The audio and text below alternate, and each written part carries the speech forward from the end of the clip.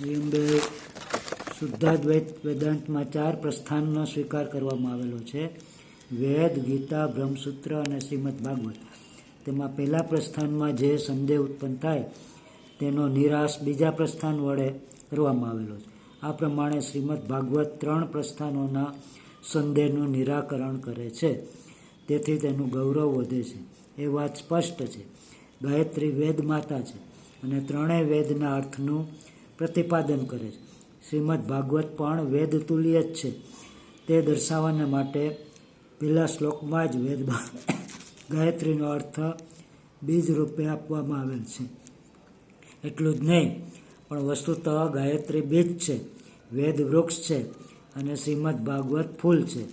અને આ ફૂલનું વર્ણન આરંભના 3જા શ્લોકમાં જ કરવામાં આવેલું છે. આ પ્રકારે ભગવાન વેદવ્યાસની સમાધિ ભાષા શ્રીમદ ભાગવત દર્શન સાહિત્યમાં મહત્વનું સ્થાન ભોગવે. શ્રીમદ ભાગવતના 12 સ્કંદો છે.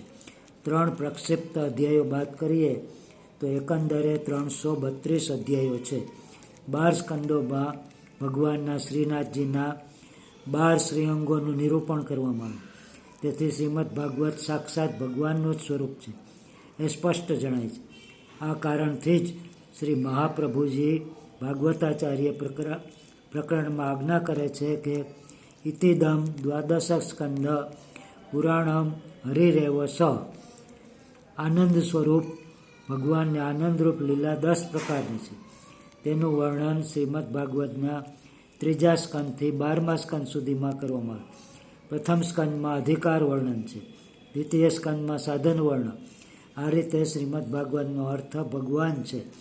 આ જ કારણથી મહાપ્રભુજી ભાગવતાર્થે પ્રકરણમાં આજ્ઞા કરે છે કે શાસ્ત્રે સ્કંદે પ્રકરણધ્યાયે વાક્યે પઢેક્ષરે એકાર્ય સપ્તધા ધ્યાનન્ન વિરોધેન મુચ્યતે. સ્કંદ, પ્રકરણ, અધ્યાય, વાક્ય, પદ અને અક્ષર 7 અર્થોને જાણીને જે સમન્વય કરે છે તે સંસારમાંથી મુક્ત થાય છે. આ પ્રકારે અર્થ સમજવા માટે 2 ગ્રંથો ભાગવતાર્થ પ્રકરણ અને શ્રી સુબોધીજીની ઘણા ઉપયોગી છે. તેથી જેટલા પ્રમાણમાં આ 2 ગ્રંથોનું અધ્યયન કરવામાં આવશે તેટલા પ્રમાણમાં શ્રી ભાગવતનો અર્થ સમજવો.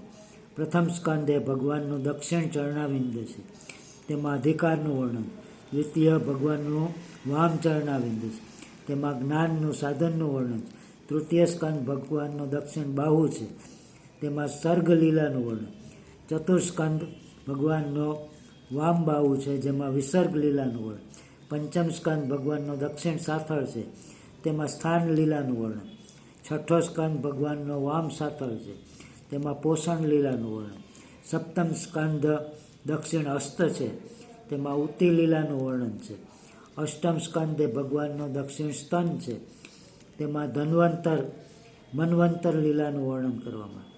નવમો સ્કંદ ભગવાનનો વામ સ્તન છે, તેમાં ઈશાનું કથા લીલાનું વર્ણન કરવામાં. દસમ સ્કંદ હૃદય છે, તેમાં નિરોધ લીલાનું વર્ણન છે. 11મો સ્કંદ ભગવાનનું શ્રી મસ્તક છે, તેમાં મુક્તિ લીલાનું વર્ણન છે. 12મો સ્કંદ ભગવાનનો વામ મસ્તક છે, તેમાં આશ્રય લીલાનું વર્ણન કરવામાં. આ પ્રમાણે આપણે એક પછી એક શક્ય હશે તેટલા અધ્યાયો અને લીલાઓ સાંભળશું, સમજવા પ્રયત્ન કરશું. શ્રી કૃષ્ણાર્પણ. શ્રી કૃષ્ણ શરણમ મમ.